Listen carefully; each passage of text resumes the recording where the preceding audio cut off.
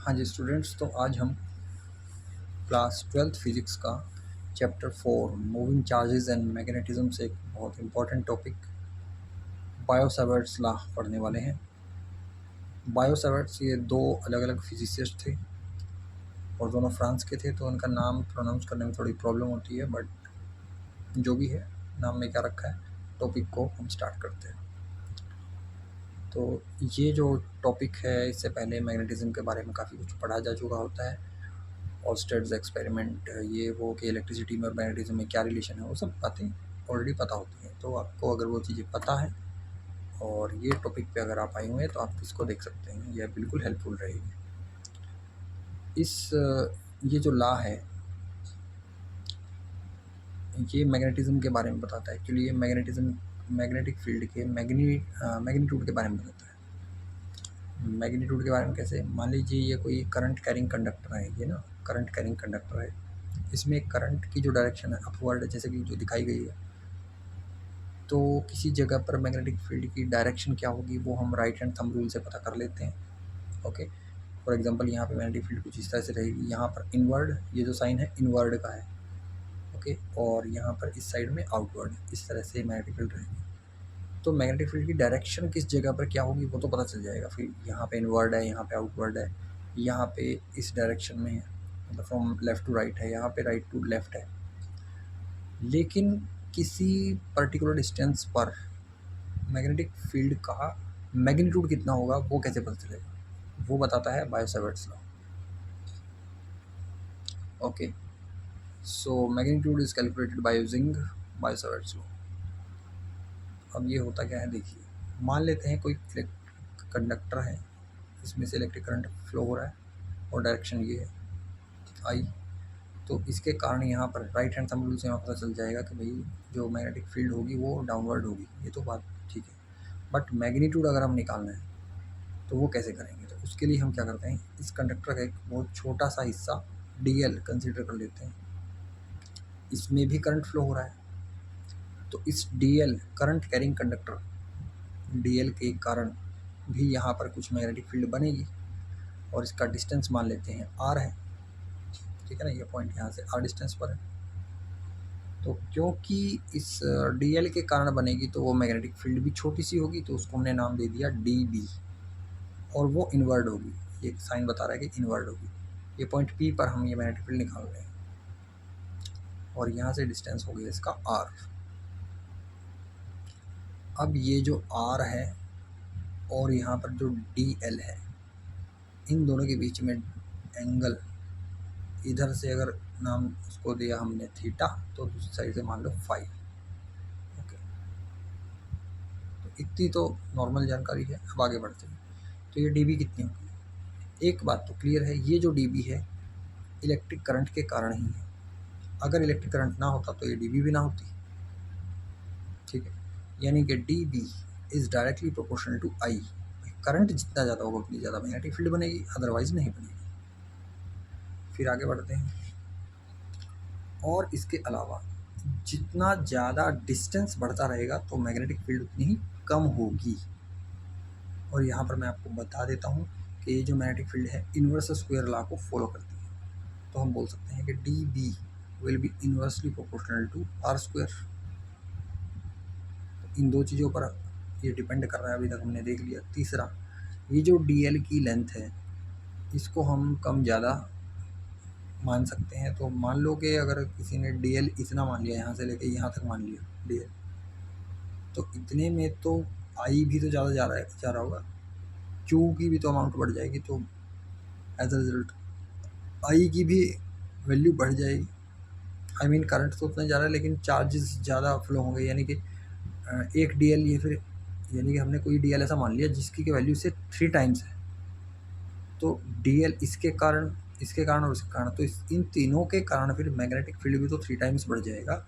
मेरा कहने का मतलब है कि डी एल का जो साइज़ हम मान रहे हैं, क्योंकि इसका फिक्स थोड़ा ही है कि भाई हमें 1 mm को ही डी एल मानना है या 0.1 mm को ही डी एल मानना है। तो अगर हमने डी एल के साइज़ पर भी मैग्नेटिक फील्ड डिपेंड कर रहा है, यहाँ से ये चीज़ क्लियर हो रही है। So D B is directly proportional to D L as well. बहुत सिंपल सी चीज़ बताइए। अब नेक्स्ट देखिए, एक और पैरामीटर जिस पे डिपेंड करता है वो है ये एंगल। आर और डी एल के बीच में जो एंगल होता है, एंगल को या तो आप ये मान लो या मान लो, कोई फर्क नहीं पड़ता, क्योंकि sine theta is equal to sine 180 minus theta, तो ये इक्वल रहेगा। मतलब sine theta is sine theta is equal to sine 180 minus theta, मतलब पाई माइनस थीटा, ये होता है। इसका ये मतलब हुआ कि जितनी वैल्यू साइन थीटा की इधर है और 180 में से ये थीटा माइनस करोगे तो ये बचेगा, तो इन दोनों के लिए साइन की वैल्यू सेम रहेगी। तो कोई भी एंगल कंसीडर करो, डजंट मैटर। तो ये चार चीज़ों पर डिपेंड करता है। इन चारों को यदि हम कंबाइन करें तो हमें क्या मिलता है,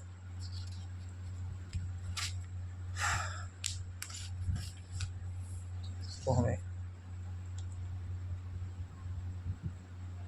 D B will be directly proportional to I D L sine theta by R square. और कांस्टेंट ऑफ प्रोपोर्शनलिटी, इसको हटाने के लिए कुछ कांस्टेंट ले आते हैं यहाँ पर। प्रोपोर्शनलिटी को हटाने के लिए कोई कांस्टेंट ले आएंगे तो वो कांस्टेंट की वैल्यू जो पता की गई बाद में वो आई है म्यू नॉट बाई 4 पाई। ये भी रख दिया तो ये इक्वेशन बन गई, यही है बियोसा वाला। तो ये मैग्नीट्यूड बता देगा। ओके, यहाँ पर ये जो म्यू नॉट है, this is called absolute permeability of free space, और इसकी जो यूनिट हो जाएंगी टेस्ला मीटर पर एम्पियर। आप इसको थोड़ा रीअरेंज करेंगे, यानी कि डी बी इधर आर स्क्वायर लेके आएंगे, डिवाइड में इसके आइडियल कर देंगे, तो आपको यूनिट्स मिल जाएंगी, यही मिलेंगी टेस्ला मीटर पर एम्पियर। और म्यू नॉट बाई 4 पाई की वैल्यू होती है 10⁻⁻⁷, और यूनिट्स तो यही रहेंगे टेस्ला मीटर पर एम्पियर, क्योंकि 4 पाई की तो कुछ यूनिट होती नहीं है। ये रहा मैग्नीट्यूड की भाषा में जो भी सवाल है। लेकिन अगर वेक्टर फॉर्म में अगर इसको पता करेंगे, भाई डायरेक्शन भी साथ साथ बदलता है, तो D B is mu naught by 4 pi I D L sine theta divided by R square. और यहाँ पर एरो मतलब ठीक है, चलो कोई बात नहीं, तो यहाँ पे अगर नहीं भी लगाएंगे नो प्रॉब्लम। हालांकि आई डी एल एक वेक्टर क्वांटिटी होती है, आगे हमने बताया। और यहाँ पर ये जो एन कैप है ये डायरेक्शन बता रहा है, भाई मान लीजिए कुछ डायरेक्शन होगा पर्टिकुलर डायरेक्शन में, जैसे कि यहाँ पर आप देख सकते हैं ये डाउनवर्ड होगा, तो ये जो एन कैप की जो डायरेक्शन होगी वो डाउनवर्ड होगी। समझ गए बात? तो इधर देखिए, अब आई D L that is current element is a vector quantity directed along the electric current. तो ये जो करंट एलिमेंट होगा, सॉरी आइडियल जो होगा वो करंट एलिमेंट है, और सॉरी वेक्टर क्वांटिटी है, और करंट एलिमेंट ये वेक्टर क्वांटिटी है, और इसकी डायरेक्शन करंट की डायरेक्शन होगी, और इसकी डायरेक्शन इसकी क्रॉस प्रोडक्ट ऑफ आइडियल और आर की जो होगी वो एन कैप की होगी, मतलब इन दोनों की डायरेक्शन। ये जो क्रॉस वेक्टर वगैरह जिसने पढ़ा है भाई, I cross J is equal to मतलब इज अलोंग के, ठीक है ना, J cross I is along minus K and so on.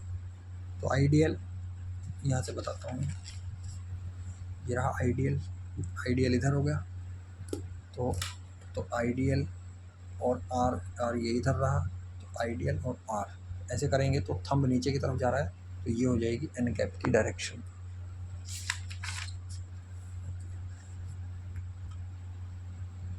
So okay, so N cap क्या हो जाएगा, कोई वेक्टर डिवाइडेड बाय मतलब डिवाइडेड बाय उसका मैग्नीट्यूड, यानी कि ये हो गया, जैसे कि फॉर एग्जांपल ये कोई वेक्टर है एक, तो वो वेक्टर डिवाइडेड बाय उसका मैग्नीट्यूड क्या होता है, कैप। तो यानी कि हम एन कैप की जगह ये लिख सकते हैं, कहाँ पर, यहाँ पर हम ये लिख देंगे, यहाँ पे लिखा है यूजिंग इक्वेशन 7 and 6। सो ये इतना था, एन कैप की जगह हमने ये लिख दिया, तो ये कैंसिल हो गया, ये कैंसिल हो गया, और बचा है D V equal to mu naught by 4 pi I D L R L cross R divided by R cube. This is the vector form of बियोसा वाला। आई होप आपको समझ आया होगा। नेक्स्ट वीडियो में हम करेंगे इसकी एप्लीकेशंस।